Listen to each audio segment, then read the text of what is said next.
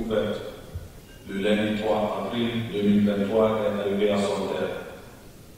Sa clôture, comme vous le savez, a lieu à un moment où le Mali cherche à se doter d'une nouvelle loi fondamentale. L'engouement qu'a suscité le projet de constitution auprès de nos compatriotes, matérialisé par leur vote massif en faveur du oui au référendum du 18 juin 2023, présente un excellent débat pour la 4e République du Mali.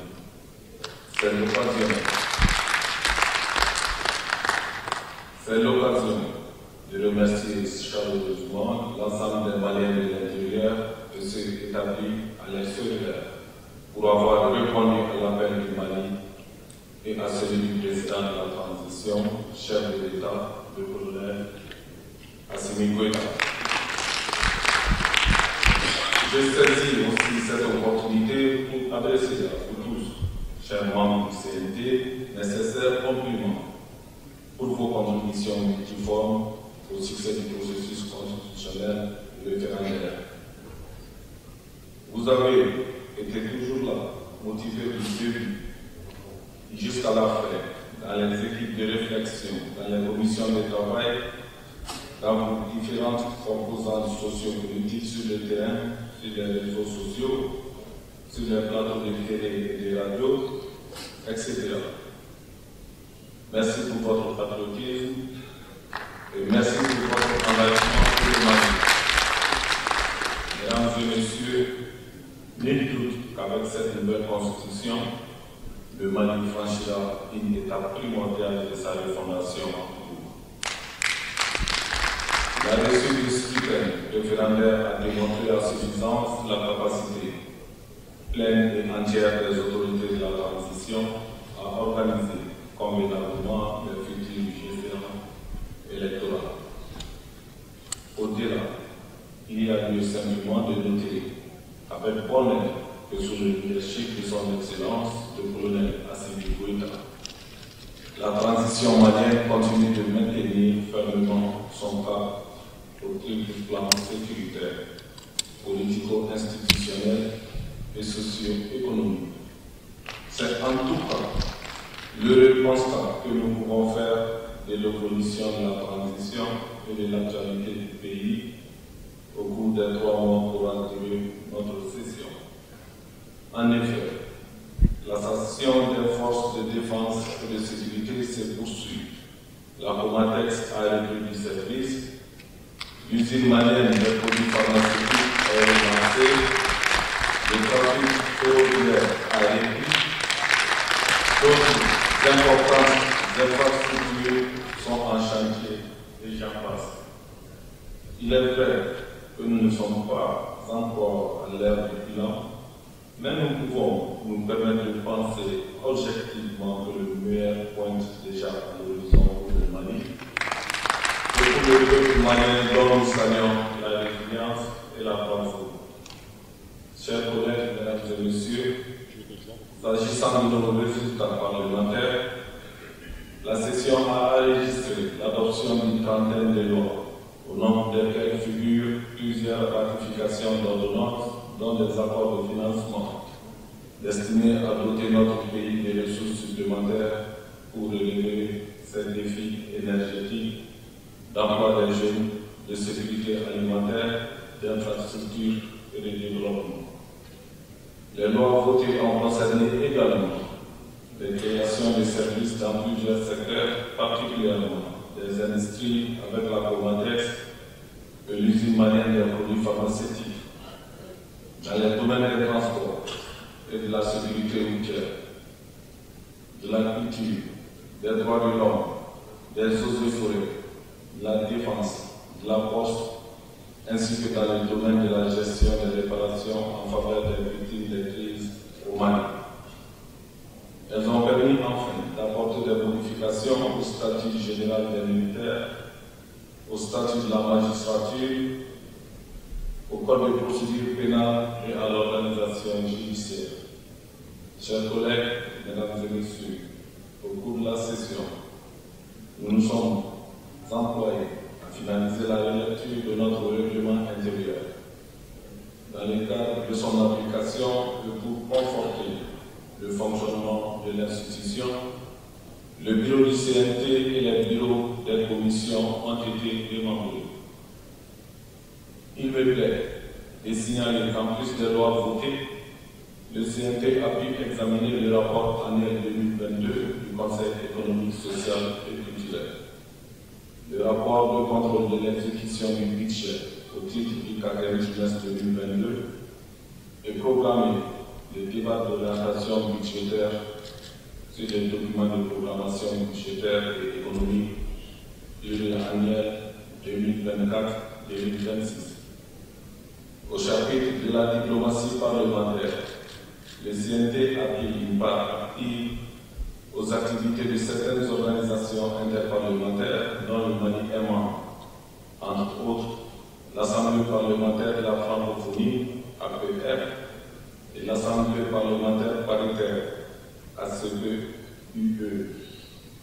Aussi, le CNT a reçu du 16 au 17 mai 2023 la visite du secrétaire général de l'Union interparlementaire, UUP, M. Martin Djunkom, venu s'enquérir de l'évolution de la transition dans notre pays.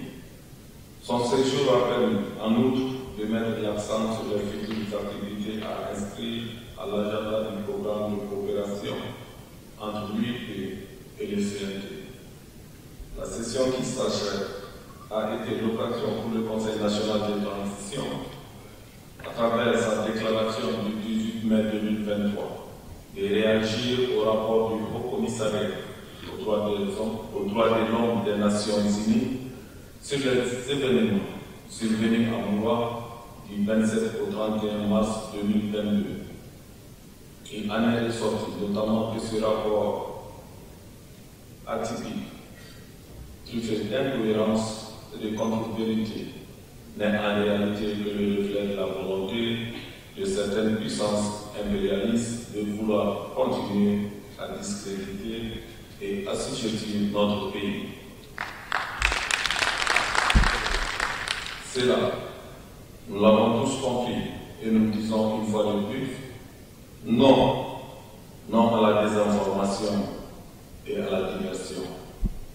Au Mali, nous avons choisi désormais de nous concentrer sur des objectifs très clairs et en lien avec la refondation et la stabilité du pays. À cet effet,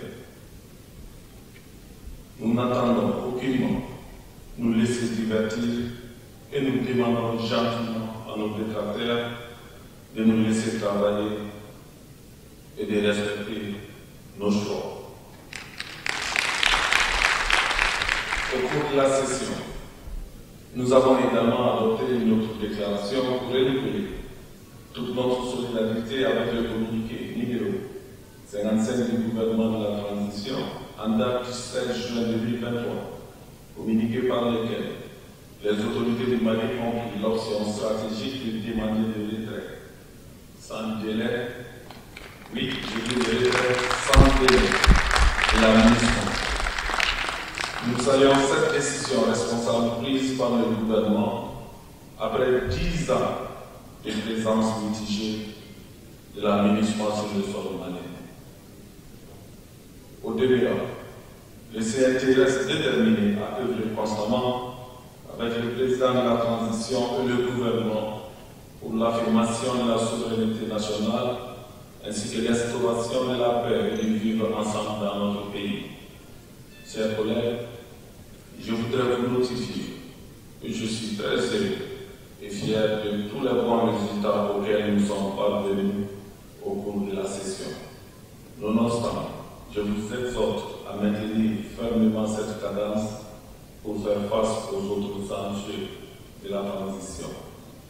Avant de terminer mon propos, j'exprime ma profonde gratitude au ministre de la Refondation chargé des relations avec les institutions,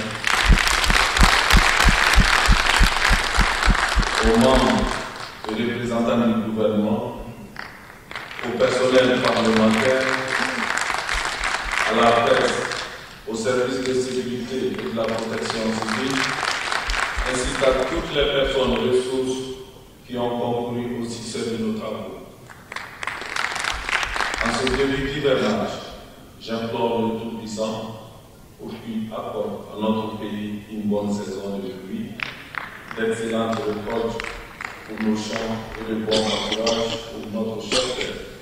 Aussi, à quelques encablures de la fête de Tabaski, je voudrais adresser à toute la communauté musulmane les meilleurs vœux de santé, de prospérité et de bonheur. À tous nos compatriotes qui sont actuellement sur les lieux saints de l'islam, je leur souhaite un bon pèlerinage et un bon retour dans leur foyer. Que Dieu, dans sa miséricorde, préserve nos populations, nous comble de ses bienfaits dans un Mali fort, uni et en paix. Sur ce, mesdames et messieurs, je déclare clos les travaux de la session ordinaire d'avril 2023 du Conseil national de transition. Je vous remercie. La séance est levée.